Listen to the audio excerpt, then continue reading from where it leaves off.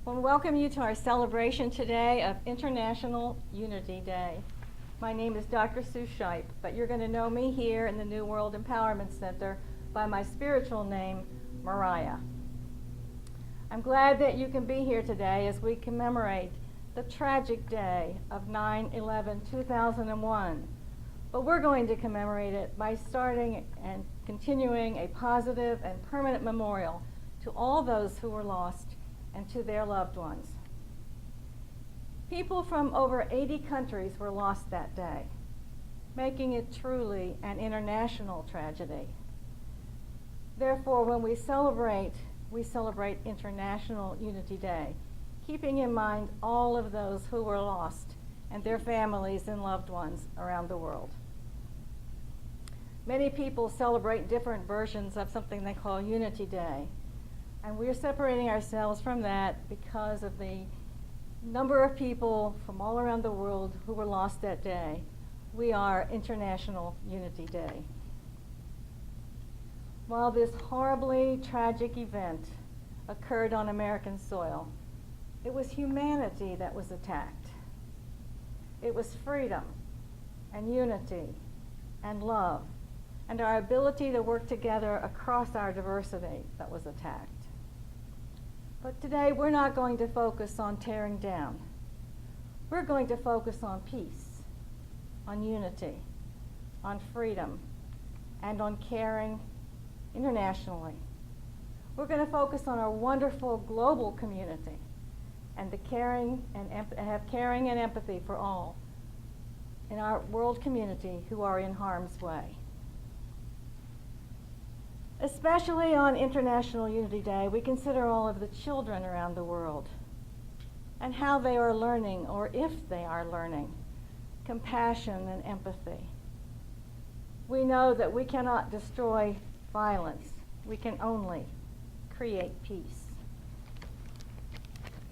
As the media reminds us of that horrible and terrible tragedy that day, we know that our children of all ages are picking up messages from that learning.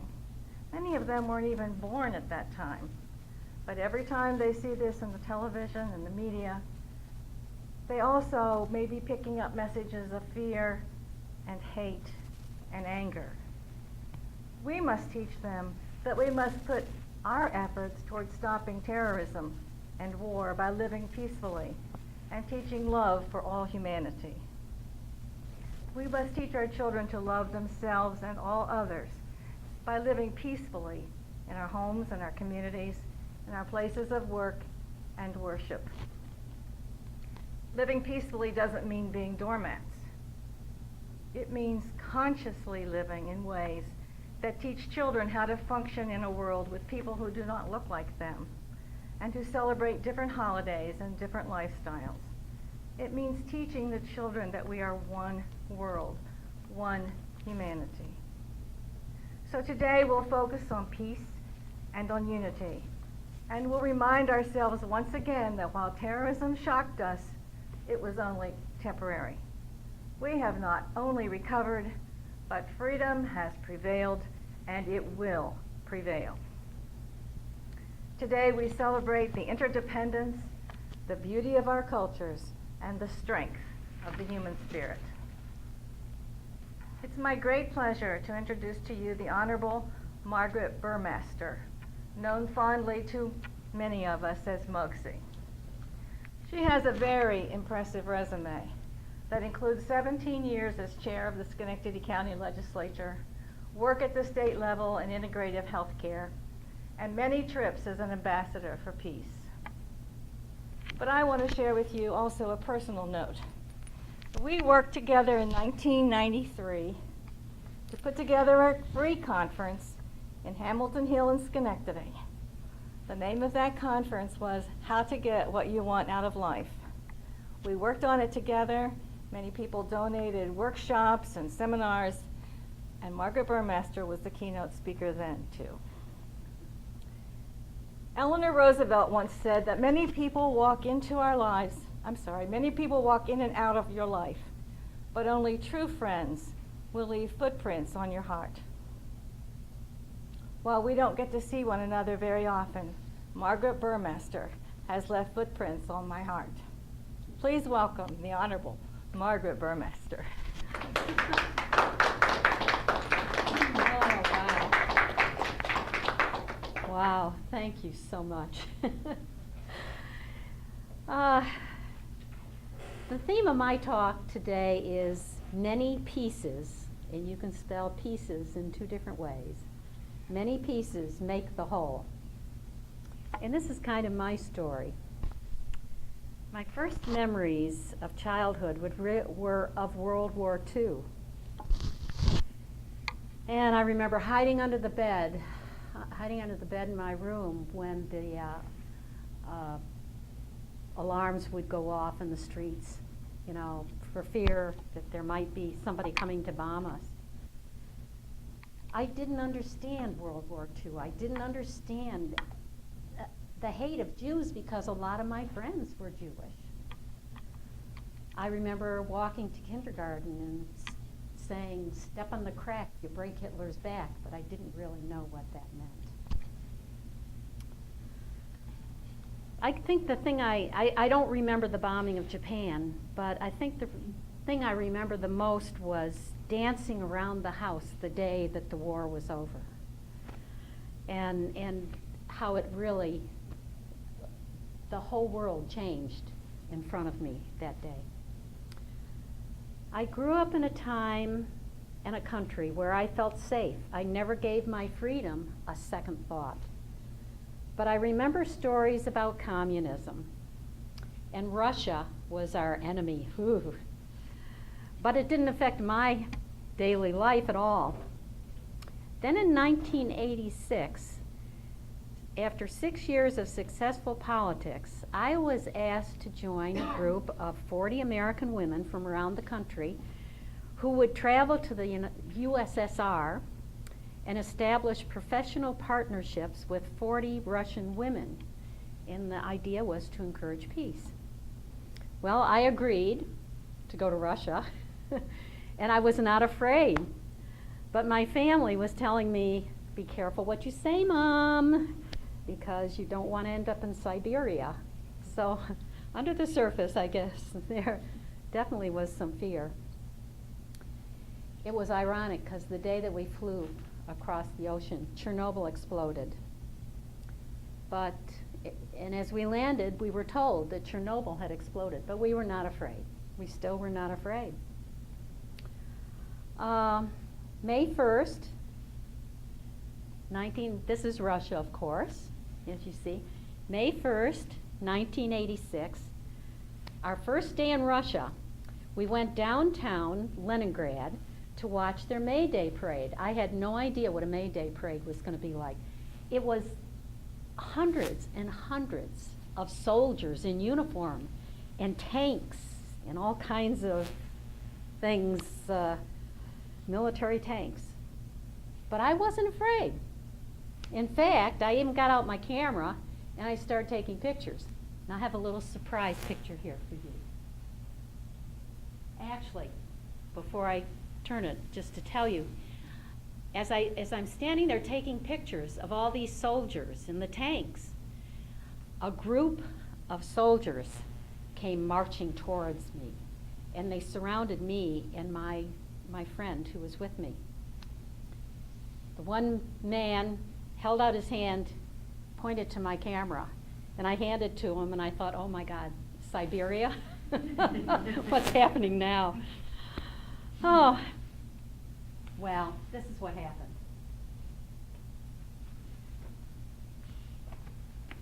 Whoops, I'm sorry, that's the wrong one. Here we go. This is what happened. This changed my life.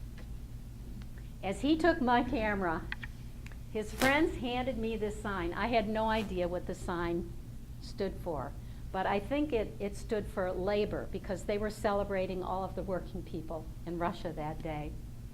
And all of these gentlemen stood around us and smiled for a picture. That picture has sat in the prime spot in my house ever since, because it did. It changed my life. Uh,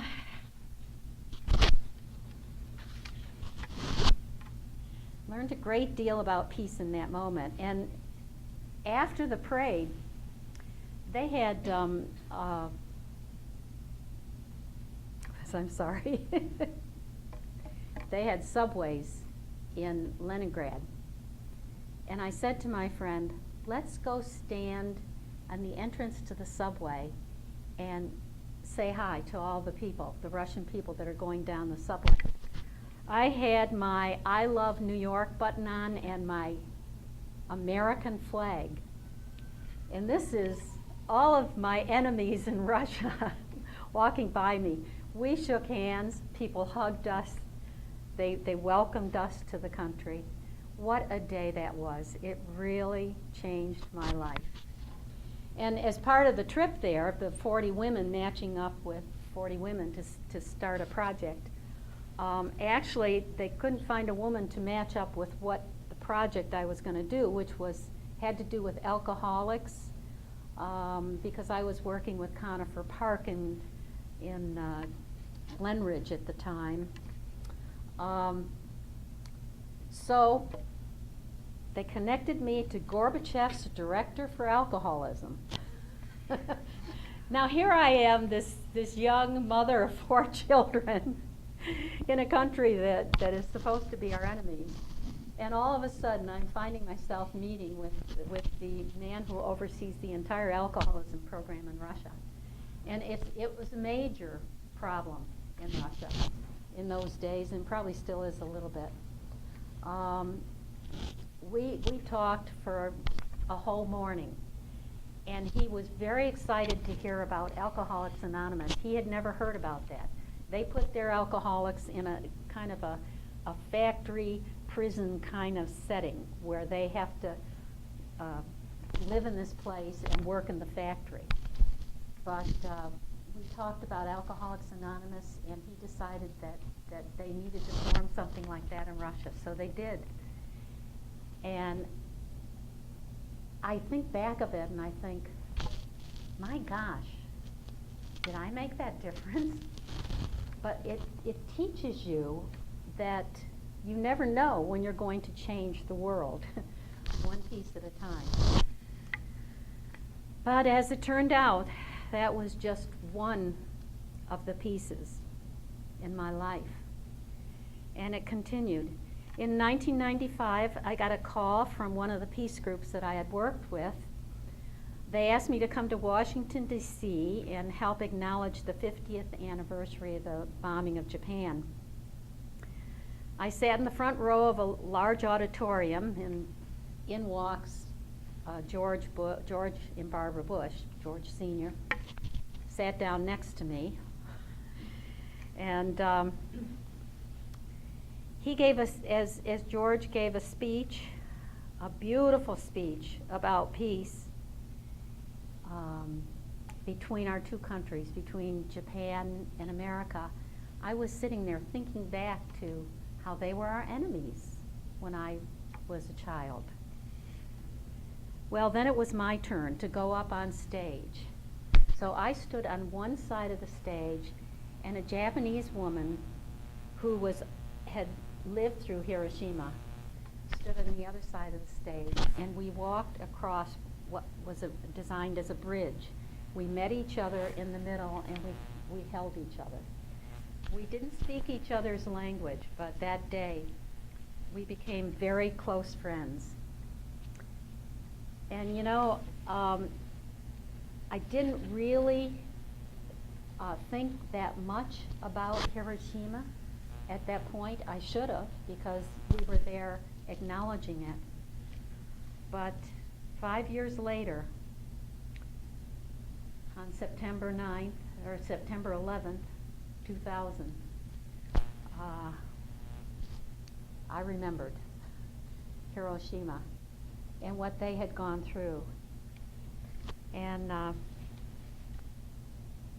think the fact that we had become friends, our two countries, that was another piece of the whole.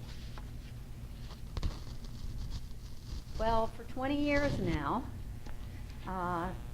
thanks very much to the Universal Peace Foundation and Reverend Moon, who just recently died, and his wife, who really reached out to the world to try and get people involved in creating peace. I have had an opportunity to meet people from all over the world who, like all of you in this room, they're working in many different ways to bring peace to the world, one day at a time. It would be wonderful if these stories were main headlines in the newspaper, on TV, instead of some of the negative stuff that we're hearing about. But I was invited to attend. Okay.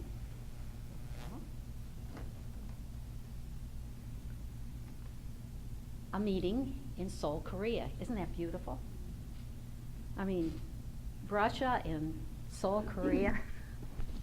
I never in a zillion years would have thought I would be traveling around the world doing this kind of thing. But the first meeting that I went to there were people from all over the world. And they had brought together some of the leaders from around the world. And they asked me if I would sit in a small room and have a discussion with some of these leaders. There was the past Prime Minister of New Zealand. There was a president of one of the countries in the USSR, and a president from one of the African countries, and there were about 12 of us in the room. We went around the table. I asked them a question. I have a habit of doing that.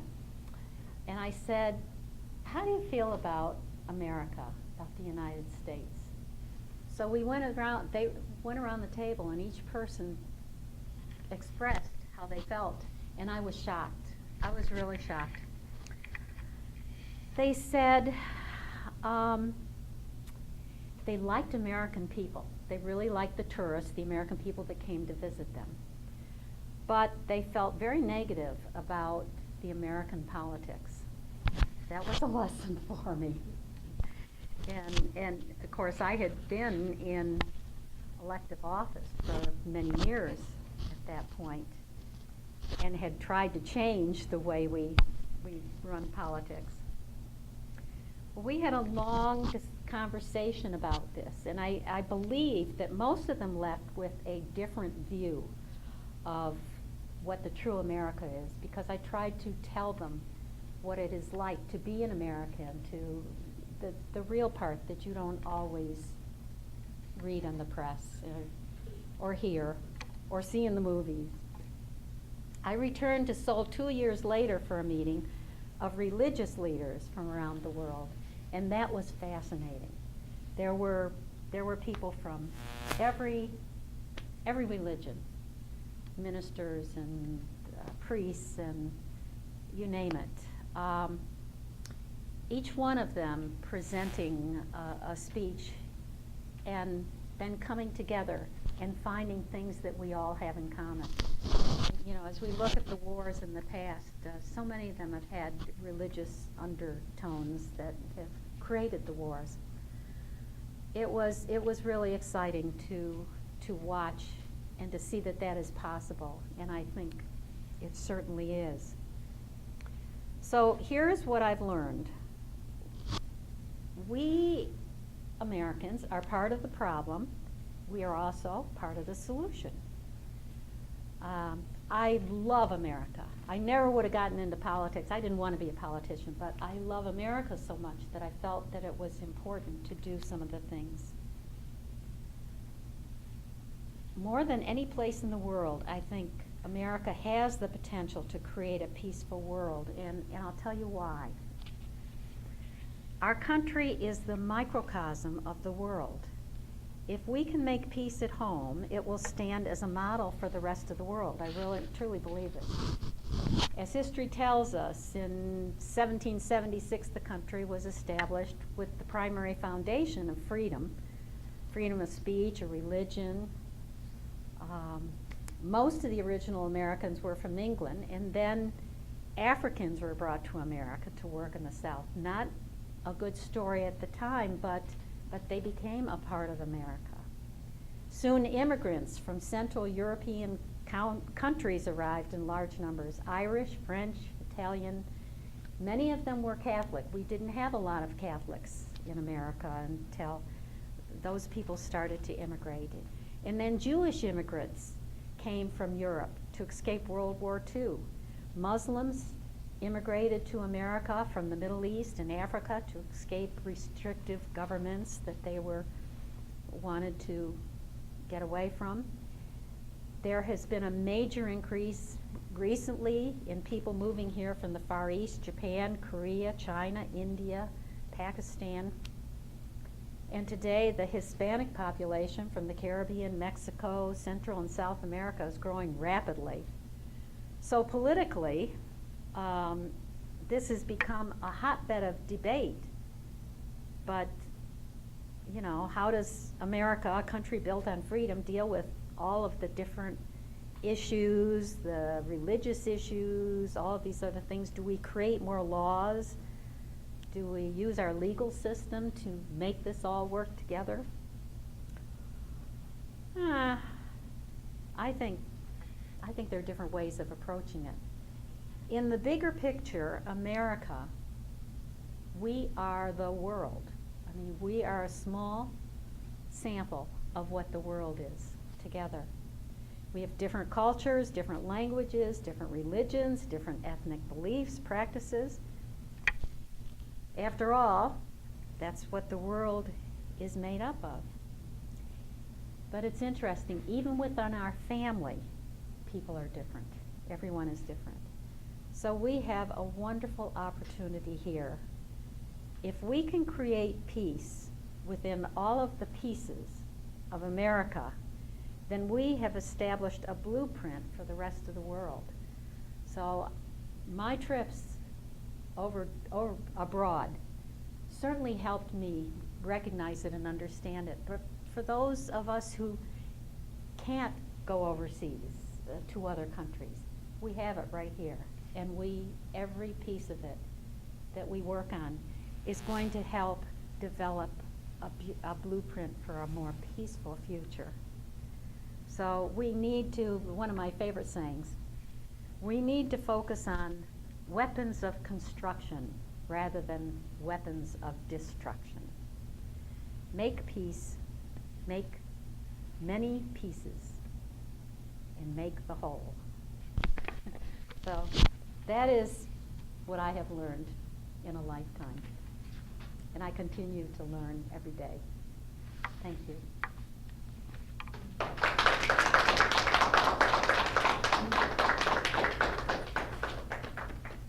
My other picture here was just to point out that women are becoming a very active role, and as I speak to a group with many women, it's true. Could you wait just a moment? Oh, sure. Sure. We have a little token of our Oh, appreciation come on. today. Oh, thank you. Well, first we have a flyer from 1993, because I don't want you to ever forget what we did Oh, together. yes. Oh, I do remember that. That was beautiful. We have Thank a little you. plaque quoting Eleanor Roosevelt. Oh. Many people will walk in and out of your life, but only true friends will leave footprints on your heart. Oh. And Thank then you. we found out that you happen to like Swarovski. So we have a little something here from Swarovski for you, and a year's membership in the Swarovski Crystal Society. No kidding. Oh, my gosh. Oh, my goodness. Oh. Oh, no. That's, oh, wow.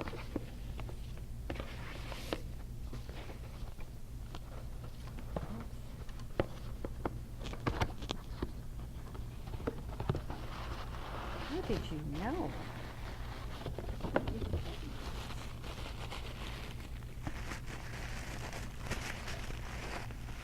Beautiful paper.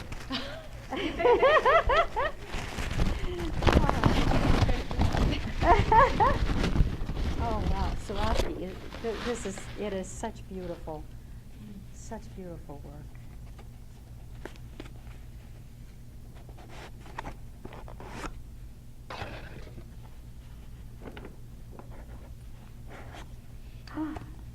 Oh my goodness. I feel the energy. Oh.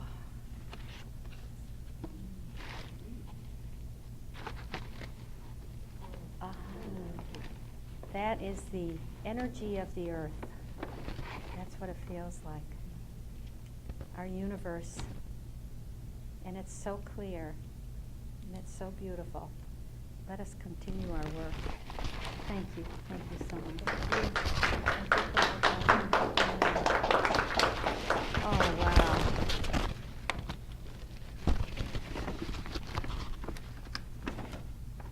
Oh, that's okay. Thank you. Thank you. Wasn't she wonderful? Thank you very much. When we will have the signing of the proclamations for International Unity Day. Our purpose, one of our purposes in coming together today was not to keep International Unity Day here, not to keep it within our homes and our hearts only, but to spread the world, out into the world. And so more organizations are signing on. And you can see the ones that already have signed on by going to humanempowerment.org and see all of those. But we'll have 3 signings today of more organizations. I'd like to read you the proclamation for International Unity Day. Whereas the world is comprised of a multitude of races, ethnicities, spiritual beliefs, and cultures. Whereas in the course of living together on this planet, there have been hosts of wars and divisions based on these characteristics. Whereas these characteristics viewed worldwide make up a beautiful cultural and linguistic diversity of which we should be proud. Whereas the peoples of the world collaborate to bring about uniform policies and goals through such organizations as the United Nations. Whereas it is to the benefit of all that we live peacefully together on this planet. Whereas by living peacefully, we can better attend to issues such as healthcare, education, and the environment that affect us all. Whereas the development of those policies that address common issues such as healthcare, education, and the environment are best addressed collaboratively in ways that serve all people. Whereas the International Institute for Human Empowerment incorporates desires to make a positive leadership role toward the advancement of collaboration in those areas that affect all people. Whereas the International Institute for Human Empowerment Incorporated is comprised of all who desire peace, equality, and true justice for all people. Whereas the International Institute for Human Empowerment Incorporated, a not-for-profit 501c3 organization, collects no dues, but includes as its membership all people who desire and will work toward a true democracy. And whereas we, the people, do hereby adopt and affirm the following, and this is the Unity Pledge. We welcome the advent of the new millennium. We will meet its challenge by first acknowledging that our planet is rich with diversity, but one in humanity. Together, we pledge that we will support only the programs and legislation that elevate all people toward equality. We desire to live in peace with our brothers and sisters internationally and will work toward equity of opportunity in every area of our lives. We celebrate our commitment to improving international relations by living peacefully while sharing active concern for those less fortunate. Together, we unite in our desire to end oppression, hunger, and poverty by seeking educational opportunities, including access to technology for all. I'd like to introduce Shannon Keys, the owner, the president of Key to Joy, who will sign a proclamation and will talk to us first.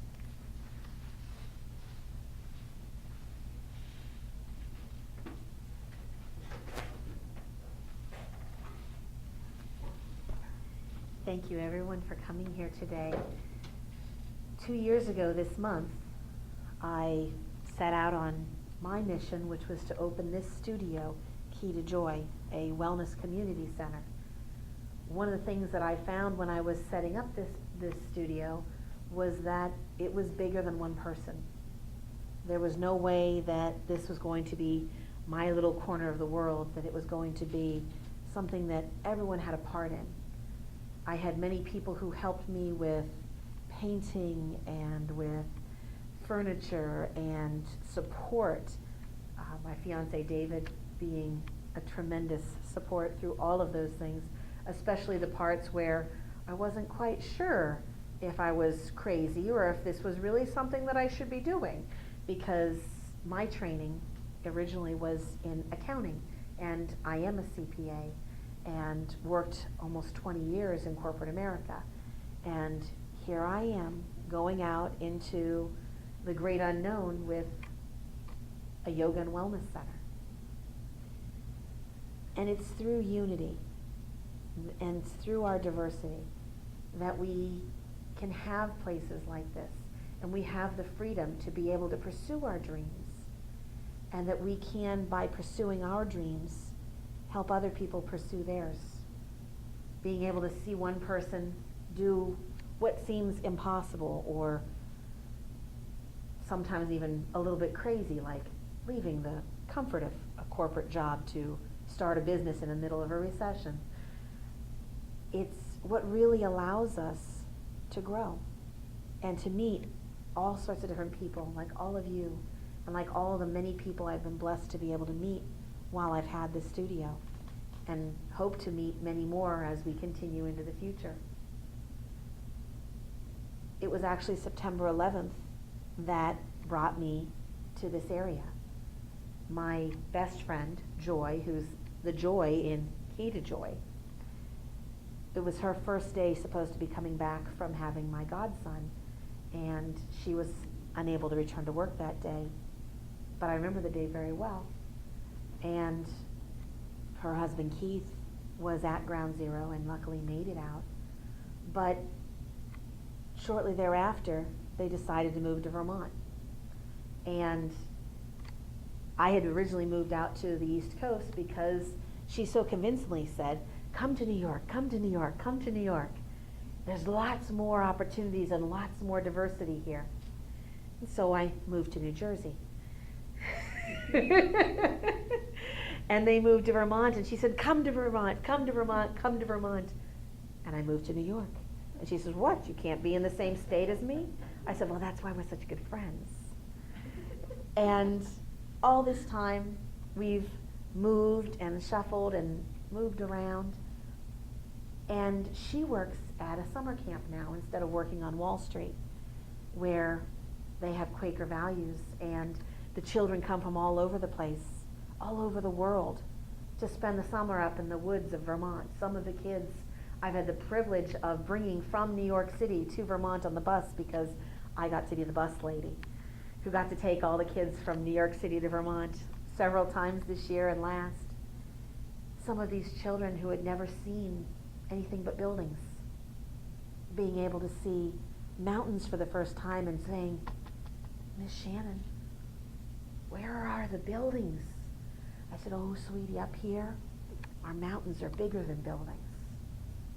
And seeing them come in from all their different backgrounds, and being able to spend time together in the camp and be able to make friends from all over the world at a camp that's been there for over 70 years and have had generation after generation after generation of kids.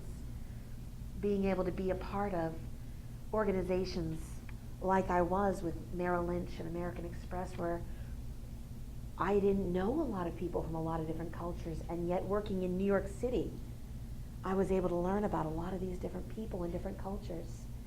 And right here in Albany, New York, meeting people from all over, different races and creeds and backgrounds and religions, and being able to bring everyone together and find that music, laughter, these are dancing, these are all things that we all have in common.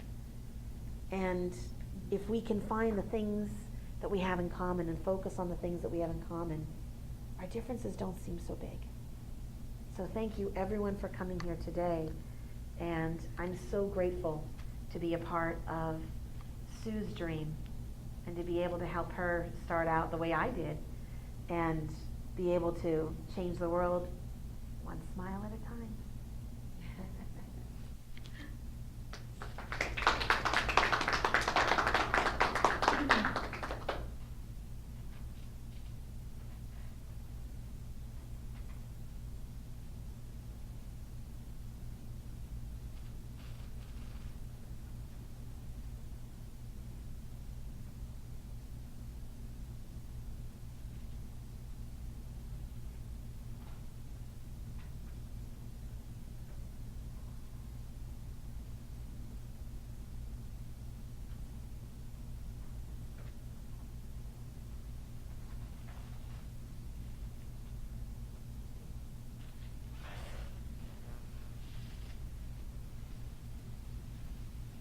It's my pleasure now to introduce another very dear friend, Linda Walsh. Linda is our district governor for District 20Y2. She's the district governor for 31 Lions clubs. I'm proud to be a Lion because Lions is the largest service organization in the world. And I was so excited because in doing what the Institute work and now the New World Empowerment Center, our mission, our goals, our vision is very similar to Lions. So I'd like to introduce Linda Walsh.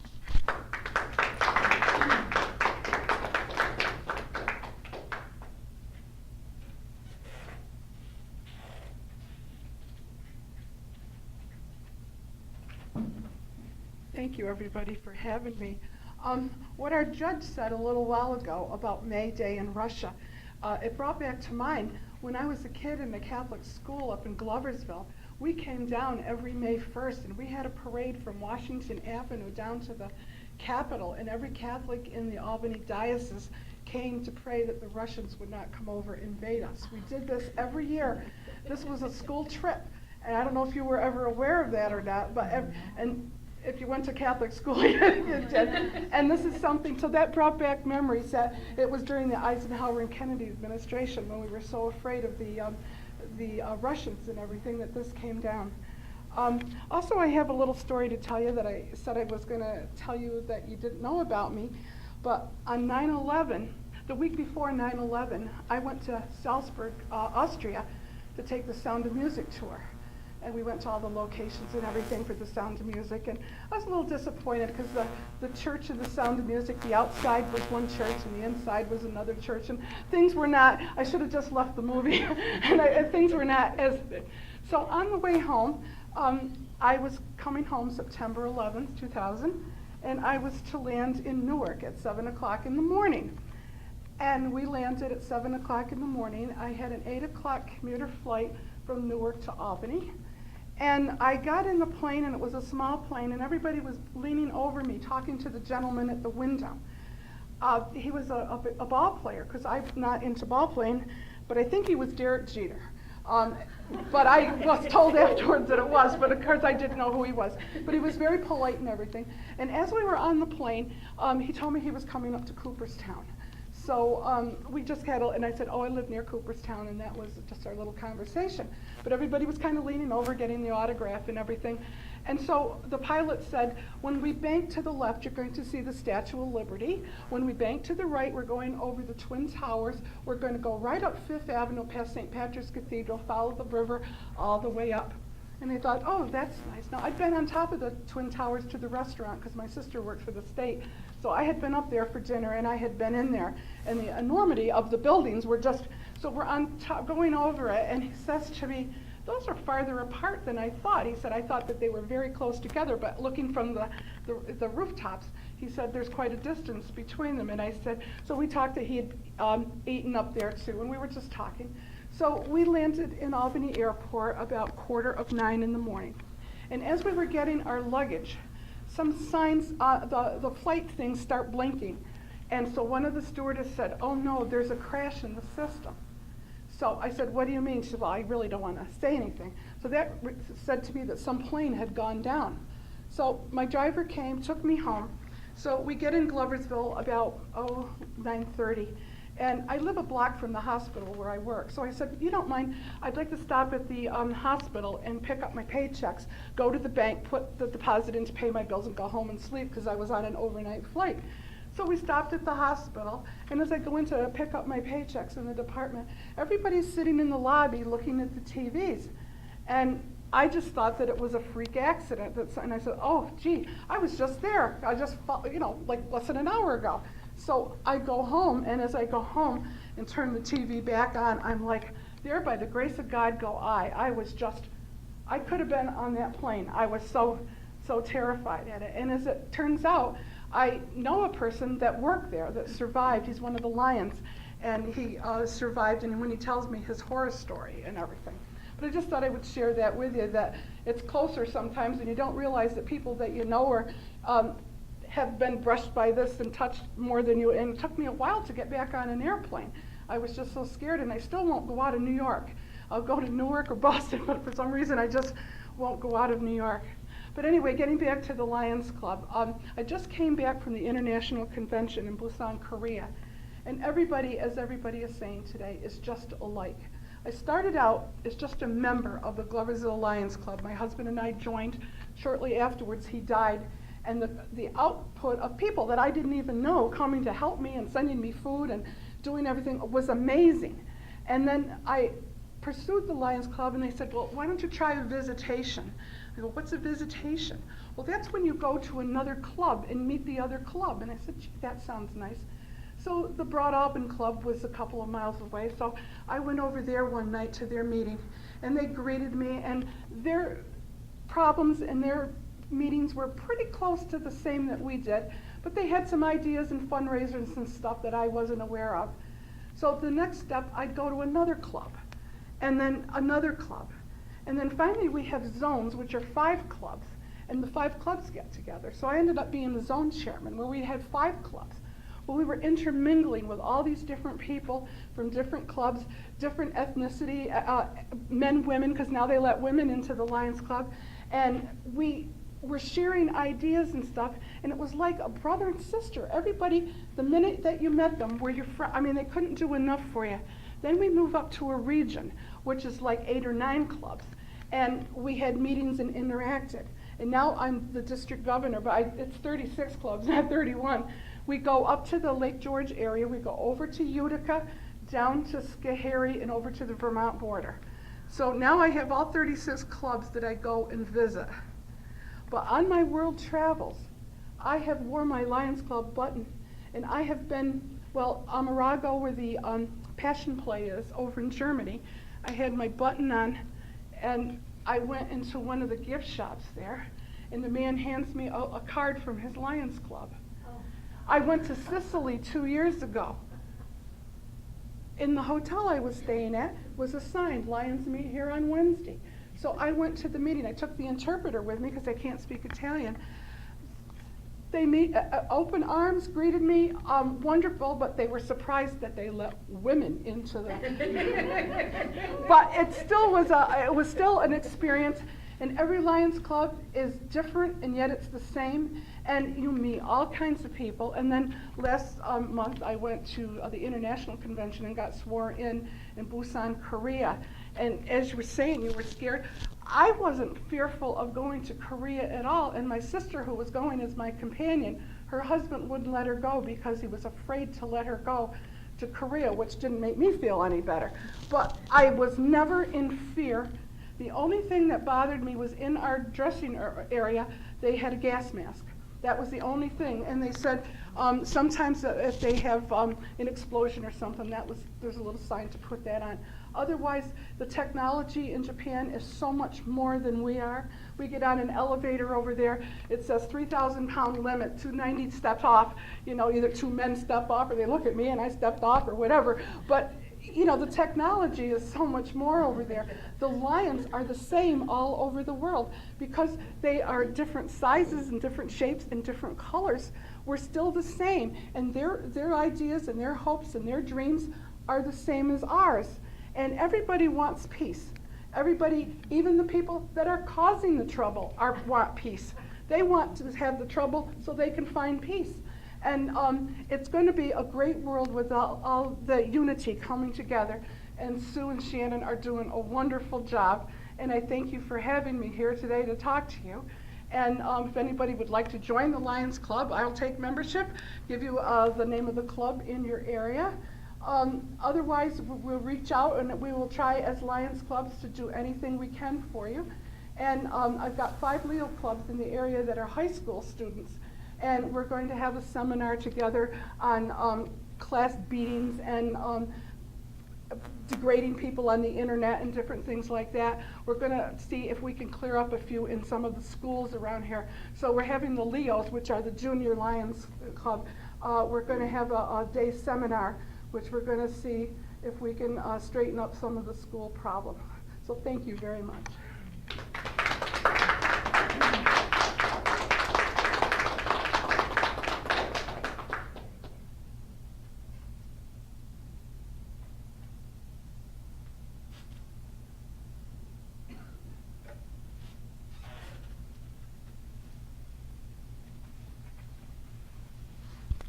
Thank you so much, Linda. It was so great to work with her. Only yesterday, Linda had me speak to the Lions Cabinet, speak with the leadership, and I can't tell you, I was so thrilled by their rapt attention and their kindnesses and speaking to me afterwards.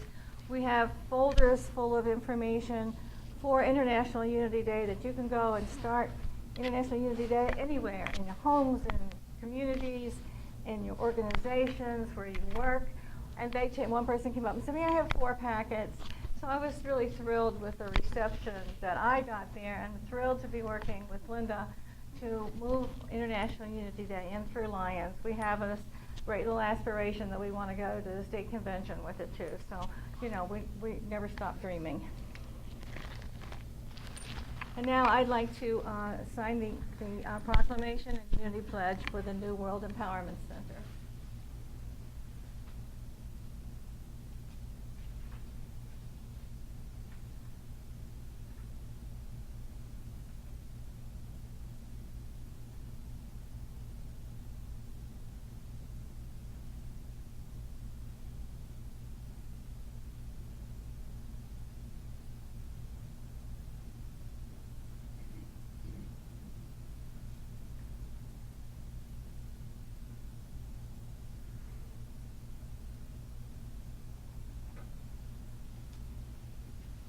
Wow, that felt really good.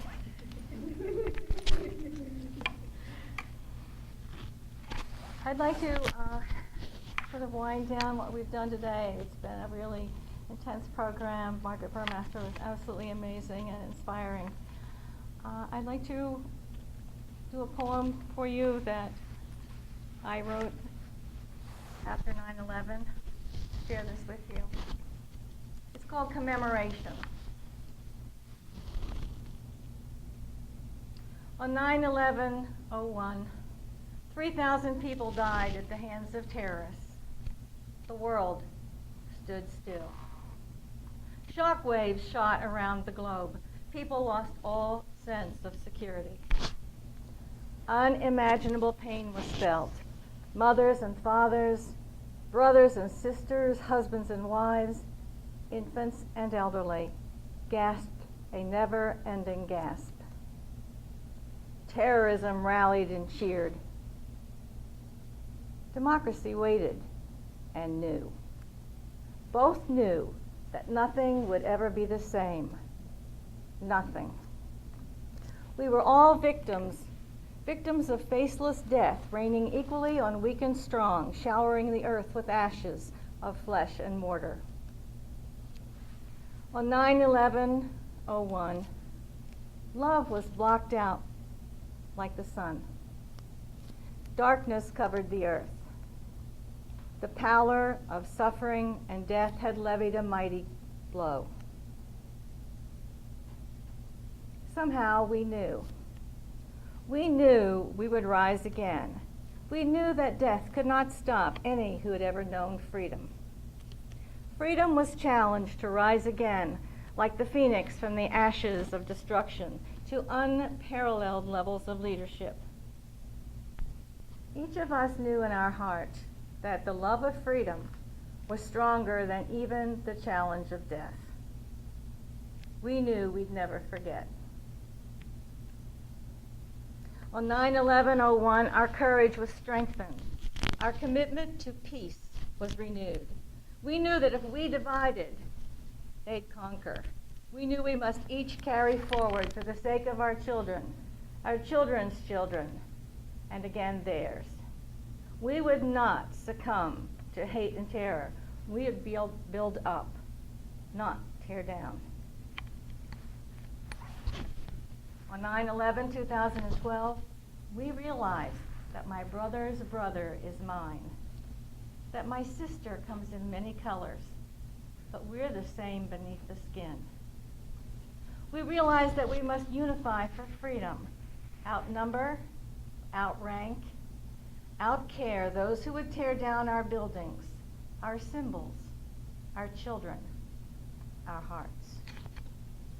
We realize that united we stand a chance of overcoming the hate that would kill us, of freeing the oppressed everywhere, of demonstrating love as stronger than fear. We are united in service. We'll share love and support round the world. We're taking the love of freedom to new levels. We'll demonstrate that love is stronger than hate. On 9/11/12, we'll be grateful that terror does not reside within us, that we will overcome terror and fear of terror until only unity prevails. On International Unity Day, we commemorate all who've been lost to terror, commemorate the bravery of men and women and children, commemorate our friendships, lifetime allies, as we celebrate our unified commitment to peace. I'd like to have a moment of silence in memory of all those who were lost on 9/11/01. And I will bring us out of that silence with a benediction.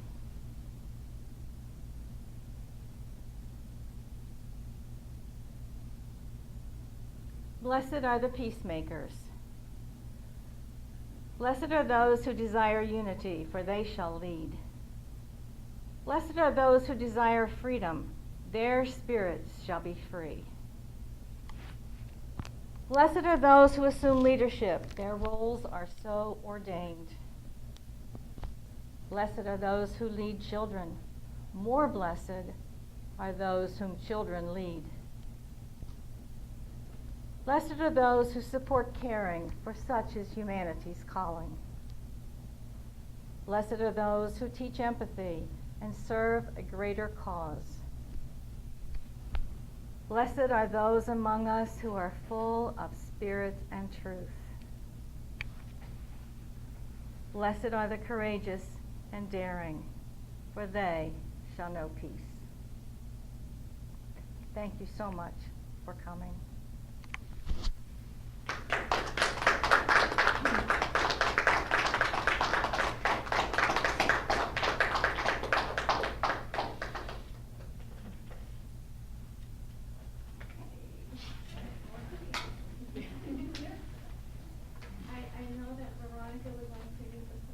All right, first, can you tell me your first and last name and spell it, please? Shannon Keys, SHANNONKEYES. And you can look at me for this interview, too. Okay. And what's your position here, Shannon? I'm the owner of Key to Joy. And what is your partnership with the New World Department? Sue shares the space here at Key to Joy with me, so she's has a license agreement to use the space as well. So we collaborate together on different projects, and we support each other. Neat. And what is New World Empowerment Center? The New World Empowerment Center is Sue's dream for a way to create unity and peace, and it's a way. It's her vision for peace in the world. Nice. And your Key to Joy, what is Key to Joy exactly? Key to Joy is a wellness community center, and we have yoga, hypnosis, meditation, guided visualization, intuitive development, life coaching, all different styles of yoga, and we bring people together in community to help them create a little bit of that peace in their own life. Nice. And what was going on today at your studio? International Unity Day in 2012. It's a way to commemorate September 11th, but with a different spin. Although we remember those who've passed, we can also bridge the gap between hate and love to bring about peace. And this group that was here today is all about finding ways to celebrate diversity and our unity and our strength. Nice. And how are you feeling about today and the essence of this day?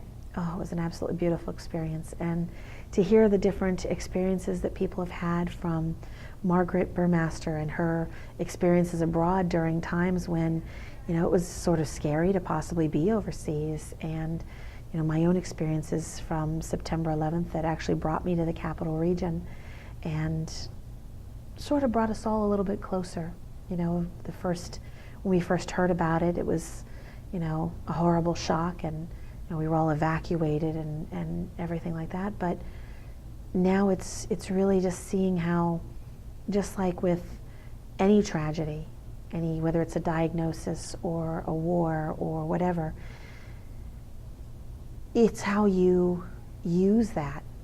It's how you allow it to transform your life for the better that matters. And it's really about taking things that may have been considered horrific and finding a way to take the life lesson out of it and bring that lesson forward and leave the pain behind. Nice. Awesome. Is there anything else you'd like to say about today or about your experiences? I'd just like to say thank you to everyone who was a part of this and to everyone who will be viewing this, and let them know that peace and unity is really where we're all heading, and we're all trying to achieve the same thing. We may use different words, but really it's really just about finding peace within ourselves and then finding it within our community. Perfect. That's beautiful. Thank you. And they didn't know, I guess they'd all been raised by a mother, so they were good boys, most of them. Yeah, just sometimes they don't have their heads in the Yeah. mind frame. So, can you tell me your first last name and spell it, please? Okay. And you're going to look at me, sorry. Oh, right. Margaret, Mhm. Margaret,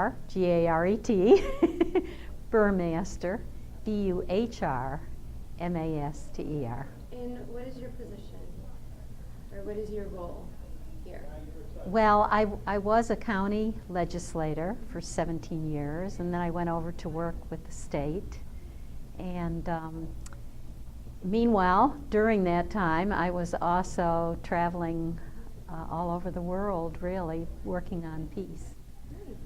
And was that with the state as well? No, it was with a lot of different organizations, depending on what the issue is and what the country was. Nice. Awesome. It was fascinating. Neat. And what's today all about? What is today? Well, I think it's important to acknowledge, remember 911, because that was the first time, at least in my lifetime, that we really had an attack on our own ground. And it gave us a better feeling for what other countries have gone through in the past and are going through now. And we really, I don't think anybody wants to go through that again in any part of the world. So I think unity is a good word to bring everybody together to just acknowledge what we're all feeling inside. And you were the keynote speaker, and so what's your relationship with Permanent, the organization? Well, I've been friends with Sue Shipe for many, many years, and we have spent time together working on issues that needed a lot of attention started with fibromyalgia. And we worked on empowering people in poor neighborhoods, and it's grown. Now we're looking at the whole world and looking back at the neighborhood because you know, it all is connected to the same thing. Neat. And so, so how do you feel about today's event? How do you feel that, how have you been inspired? How has it affected you? Well, I haven't been as active in the last few years, and this brought me back to where I was before, and it's really empowered me to get back out there and start empowering people. Nice. Is there anything else you'd like to say? I'm grateful that my children are following in my footsteps, and their children are already talking about it. It's really fun to pass these concepts that may make our world a better place from one generation to another. And as a grandmother, I'm really enjoying watching the third generation grow up. Neat. Yeah. Awesome. Thank you so much. It was perfect. Thank you. All right, perfect. And can you tell me your first and last name and spell it, please? It's Linda Walsh, W-A-L-S-H. Perfect. And what is your role here today, Linda? Well, I'm district governor of 20Y2 for the Lions Club in the multiple district. And the area goes as far as Lake George, over to Utica, down in the Schoharie Valley, over to the Vermont border. And I have 36 clubs I'm in charge of. Oh boy. No pressure, right? No pressure. And so, what was your role here today? Well, here today, Sue and I are good friends. And with all my worldly travels and everything, and being that I'm doing all these visitations to different clubs, with the diversity and everything, we're trying to incorporate her teachings and her newfound organization into the Lions Club so that we can better get into our schools and everything. And the Leo clubs, which are the high school kids that are before they're in the Lions Club, we want to reach them to teach them the different things about bullying and agenda in school, and not to make fun of people on their Facebooks. And we treat someone like you want to be treated yourself. So we're trying to incorporate that into the youth, but we have to get through the Lions Club to get through the families. Nice. And so, how do you feel about today and about today's event? Oh, I thought it was wonderful. I'm just very sorry that more people weren't here to see how wonderful it was. Yes, it was very well planned and organized, and she did an awful lot of hard work. And I just feel, I know she must feel bad that there weren't as many people here, but with my big mouth, I'm sure I'm going to tell people about it, and I'm sure she'll do this again. So next time she'll have a full house. Neat. And the proclamation, what was the proclamation about? For Unity Day, International Unity Day, that the Lions Club is supporting her in her endeavor. Nice. Is there anything else you'd like to say about today? No, but she had one yesterday. She presented at a cabinet meeting for the Lions Club, and she presented it in front of the entire Lions group yesterday. So, but it's a very good honor too, and I'm very honored that she asked me to participate. Perfect. Quick and easy, right? Okay. So, perfect. So you can look at me for this. Okay. So can you tell me your first and last name and spell it, please? My name is Sue, S-U-E, Shipe, S-H-I-P-E. And what is your role here? I'm executive director of the International Institute for Human Empowerment, also the founder of it, and that is where International Unity Day started. Now, today, I'm opening New World Empowerment Center, and we celebrated International Unity Day here for the first time. Neat. And what is New World Empowerment Center? This is a new way for a new day. It's a step forward. It's moving people from what was to what can be. We're sort of in the middle where we've been in government, for example, it's been a top-down approach, but we're doing more with having the people have their voice spoken. And I think people speaking up for peace can be very powerful, and I hope it will influence those who are decision makers. Perfect. And what was the essence of today? The essence of today was to replace the images and the memories of 9/11/01 with a positive and a permanent memorial.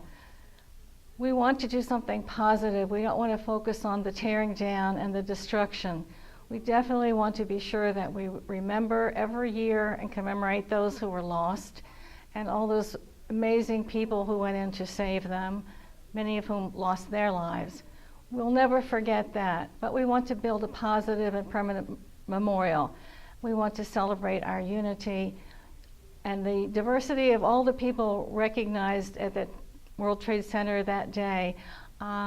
We celebrate that by celebrating the human diversity around the world. How do you feel like today went?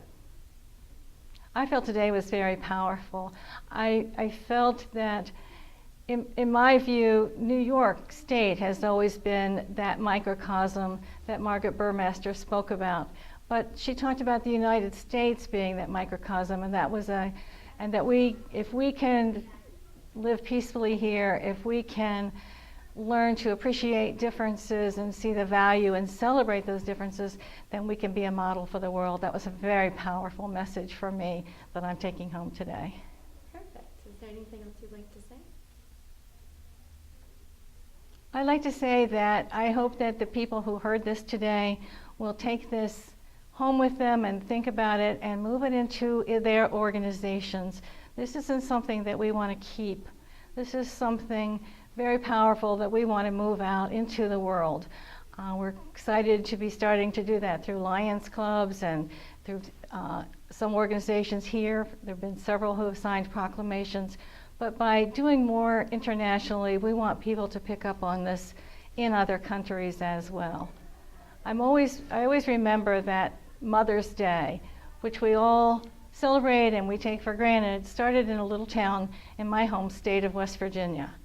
Now, nobody knows that, but everybody celebrates Mother's Day, and that's how powerful it can be when you start something like this. And that's what I hope will happen internationally with this. That's great. That's neat. Perfect.